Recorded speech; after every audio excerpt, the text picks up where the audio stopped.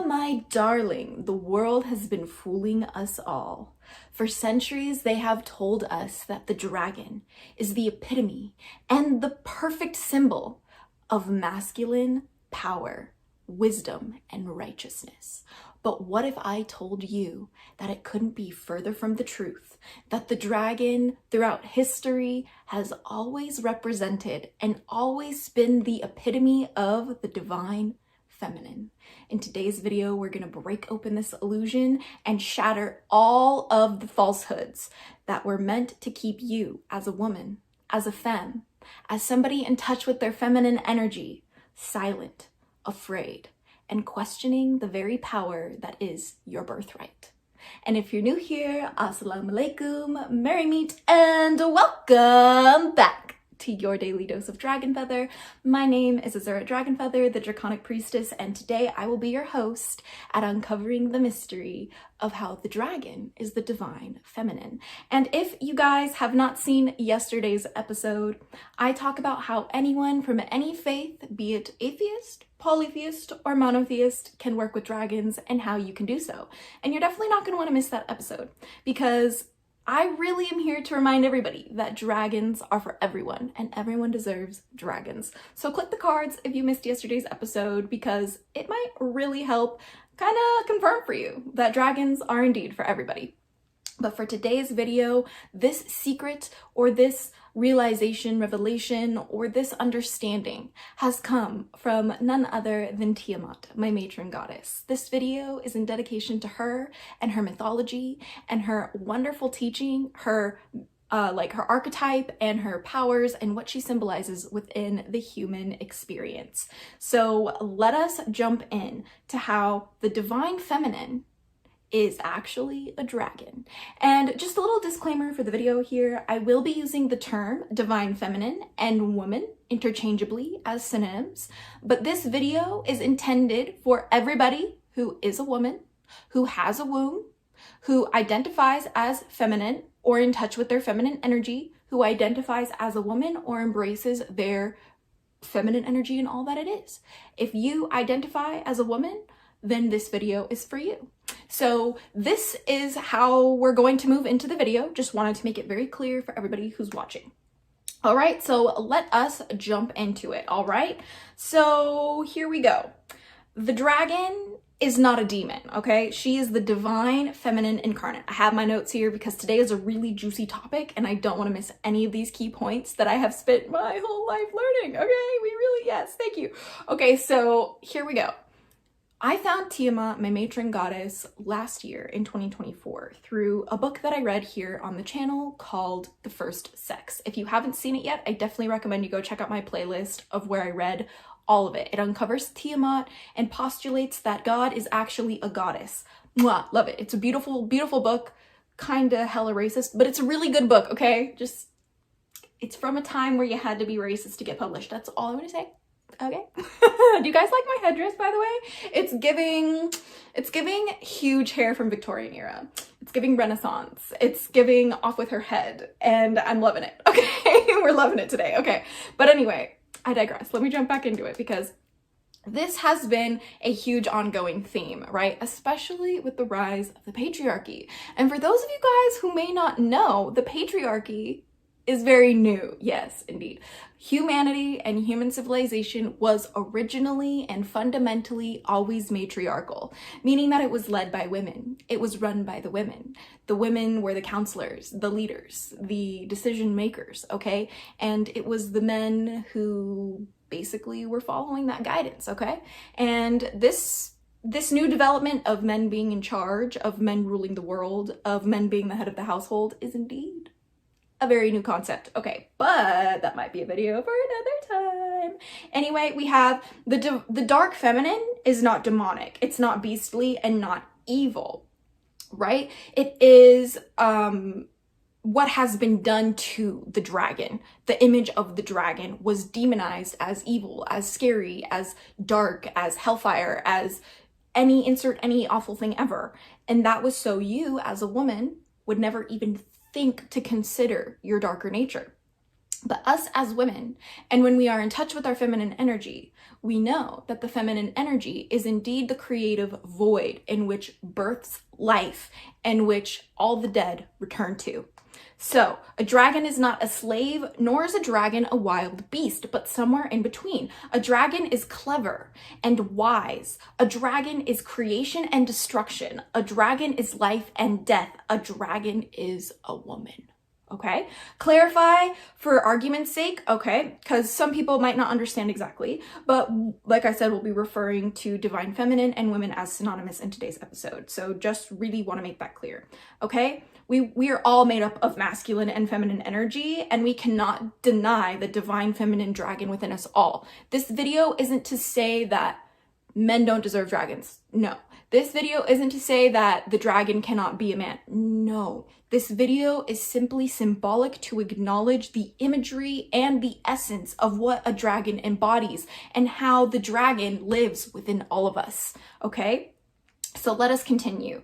Like I said, a dragon is not a slave, nor is she wild and out of control. She is disciplined chaos. She is intentional destruction. She is literally the birth of life, birth of creation, which is divine in and of itself, the divine portal of life and death, okay? So when you think of a dragon, don't think of a monster, all right? Think of a force. Think of the original mother of power. That is what we are speaking of today, okay? We are speaking how everything comes from the feminine, okay? That is factual, that is literally science, and that is how it is on earth as we know it, okay? So here we go. Part number 2, because that was part number 1, if I didn't make it clear. But part number 2 is the dark feminine goddesses, okay? And why are all of these dark feminine goddesses depicted with horns, associated with serpents, even considered demons, or the mother of demons? Shout out to Lilith, we love you, okay? So why? Many are considered fire or rage. Many are even considered devils, okay? The Jezebel, right? We're talking about the Jezebel today, all right? Many consider this the epitome of evil, okay?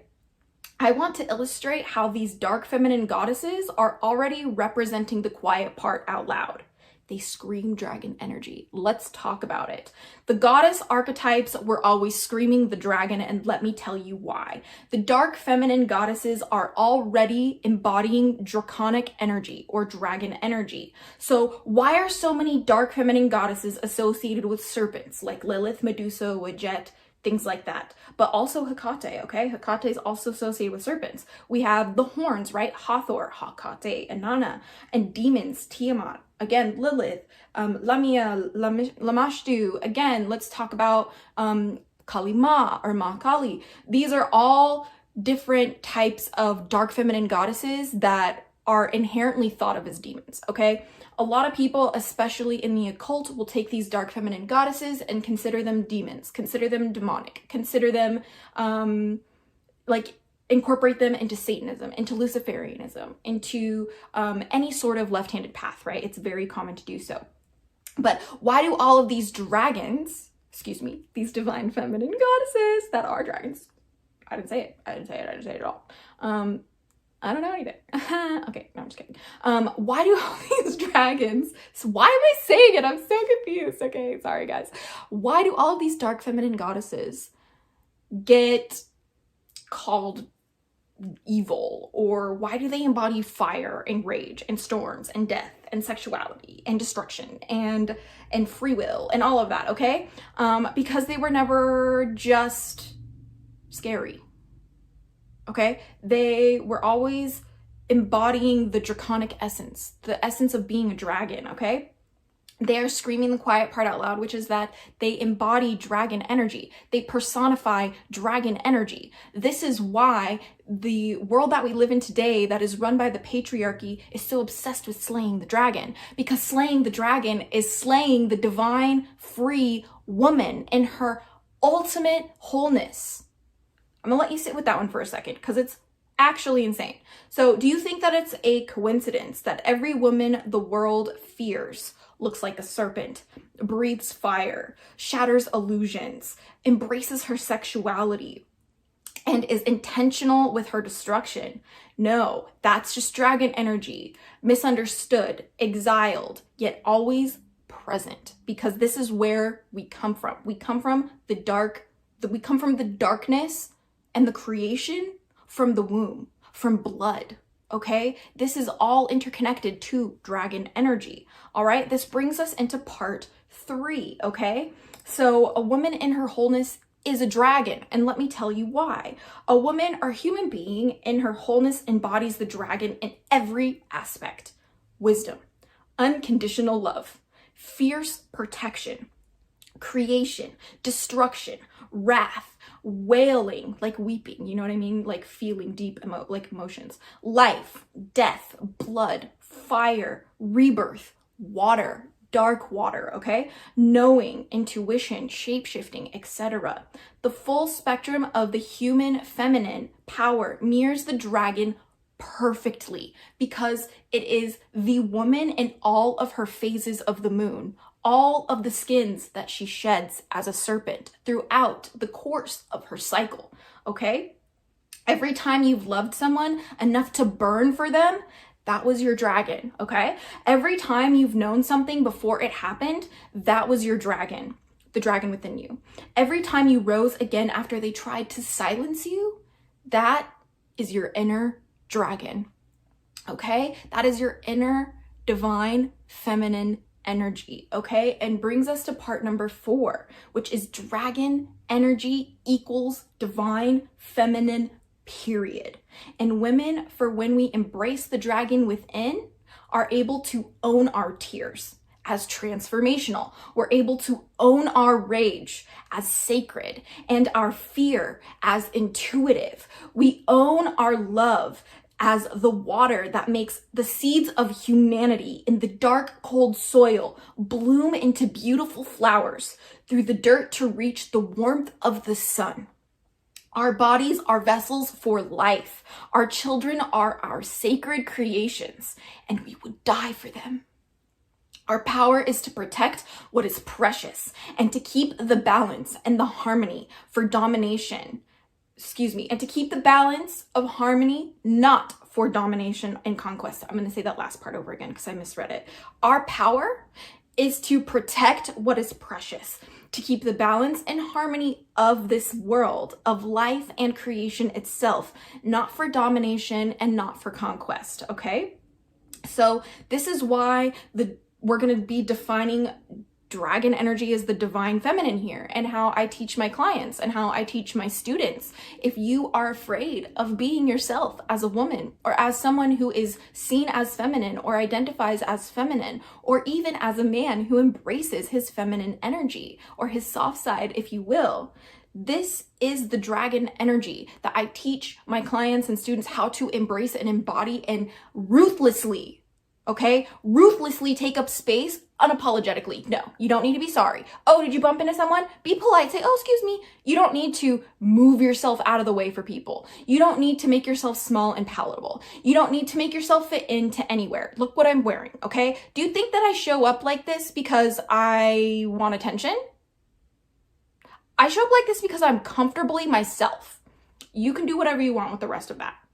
Okay, so next we're going to jump into the theme of dragons and dragon energy being actually the divine feminine expression, okay? It's really, you don't have to be soft and sacred. You don't have to be passive to be holy. When you step into your dragon energy, you step into the divine feminine that protects, cries, bleeds, burns, births, and heals, okay? It's all of it, girlfriend. And we cannot have life without death. We cannot have life without blood. We cannot have life without sex, okay? This is the divine dragon feminine energy, okay?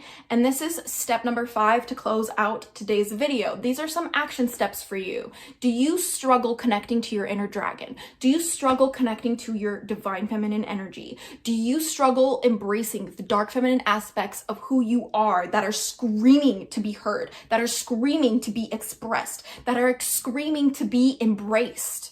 Okay, this is my challenge for you, my dear hatchlings, and anyone who may have found me here today. This is your challenge to embrace the dragon energy as your divine feminine, okay? Number 1, And this is how we're all gonna start, okay? Very easy, but also very incredibly difficult, okay?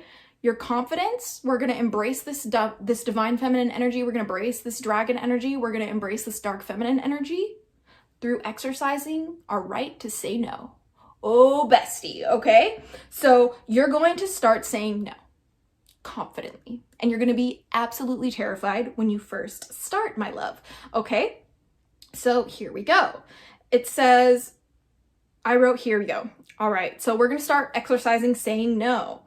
Start clarifying what you do not want to invest yourself into, and don't be sorry about it, all right? No, I don't want to have sex. No, I don't want to have children. No, I don't want to have a man in my life. No, I don't want your help.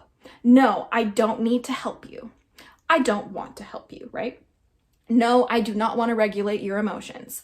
No, I do not want to be around you. No, I know for myself. I don't need your input. No, I decide what I want. No, I will express myself how I desire. No, I am good. No, I choose where my faith is. No, I decide my relationship with God. No, I decide my relationship with the divine. No, I speak for myself. Thank you. The woman's voice is Dragonfire, okay? When we say no, the whole world glitches. What do you mean you're saying no? Yeah, start saying no, okay? Truth seeded from the womb, the portal of creation. Speak your truth, okay? This is how we get in touch with our divine feminine energy. And it doesn't matter how you identify, if you're a man or a woman, or if you're non-binary or you're trans. No, it doesn't matter who you are. If you're a human being, this is for you today, okay? It says, I want you to speak your truth from the deep-seated knowing of your womb, of your void, of your intuitive understanding, okay? Speak this truth because that is what it means. Protect what is precious with your voice. And you saying no, and you claiming your space, and you deciding who you are is precious. Thank you. Okay, so next you're going to call out injustices. You're going to protect what is precious, like I said, with your voice. This is the dragon. This is the woman. This is the mother. This is the divine feminine rising. Welcome home, beautiful. Okay?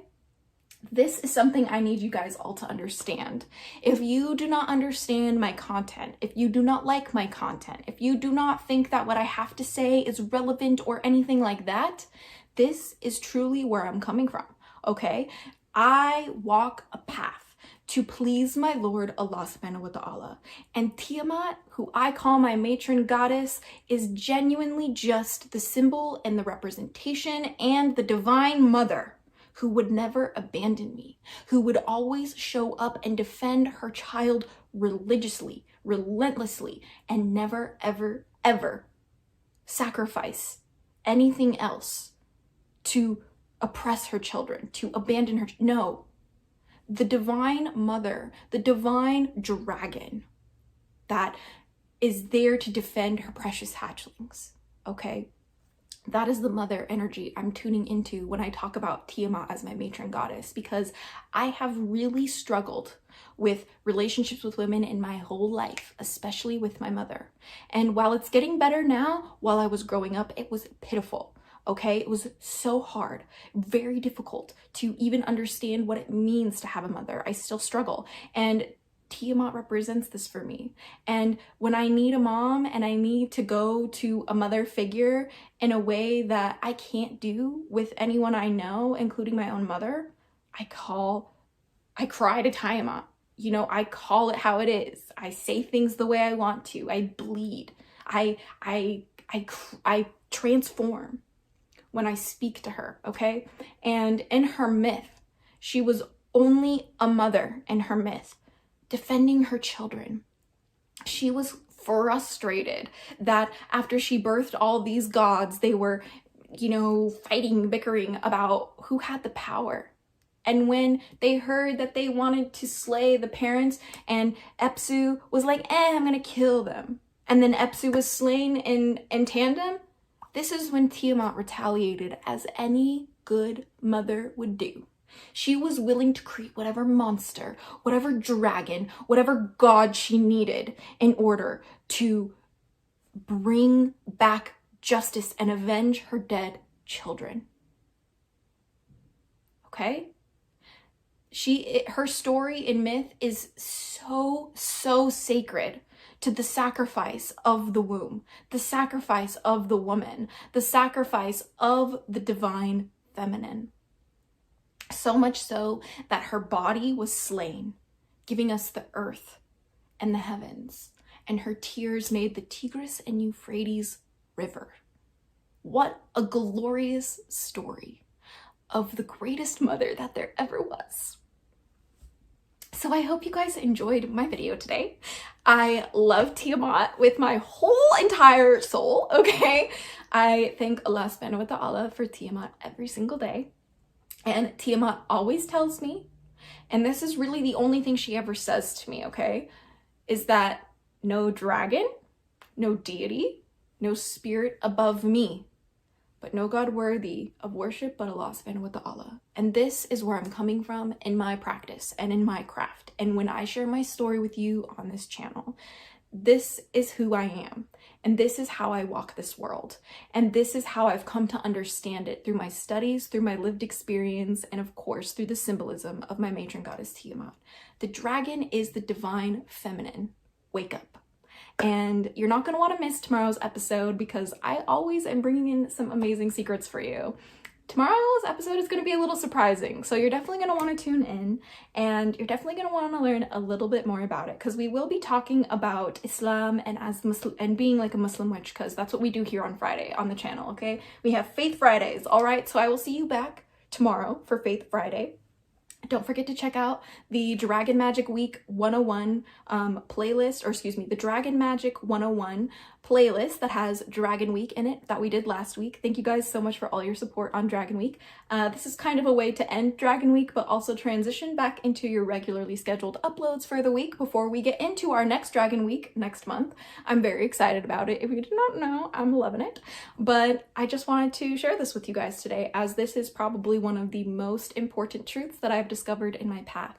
And if you have seen my Draconic Wicca, excuse me, not Draconic Wicca, if you've seen my Dragonfae Wicca and Witchcraft video, Dragon Magic and Fairycraft, it is a video that detailed how I saw the dragon as the god energy and the fairy as the goddess energy, but where I'm at in my path now, they're flipped, okay? The divine feminine or goddess energy is the dragon, and the divine masculine energy or the god energy would be the fairy in Dragonfae Wicca. But that, I'm getting ahead of myself. However, I just wanted to leave you with that cute little tidbit, but I will see you very soon. See you tomorrow for Faith Friday. But until next time, don't forget to join the Hatchling Clan Discord server if you want to learn more about Tiamat. It's the first link in the description down below. Can't forget that, okay? And you're definitely not going to want to miss the conversation that we have. It's amazing. We love dragons, okay? But we're also from all different kinds of spiritual backgrounds, religious identities, and faith-based practices from around the world. So if you are looking for a community that is going to accept you no matter who you are, you're definitely going to want to join the Hatchling Clan Discord server. So until next time, my darlings, stay geeky, chicky, and freaky, little hatchlings. And let me know what you think about the headdress. I'm having fun today. I was feeling a little creative, feeling a little bold, okay? Feeling a little geeky, cheeky, and freaky. So I would love to hear what you guys think. I love it. The veiled horns, the horned hijabi. That's kind of, I don't know. I don't know what I'm doing anymore. I'm just following my heart and following my lord and following the dragons. And that's how we get Azura Dragonfeather, the Draconic Priestess. So thank you for tuning in, my loves. But Khudafis, blessed be. Amen. We'll see you back next time.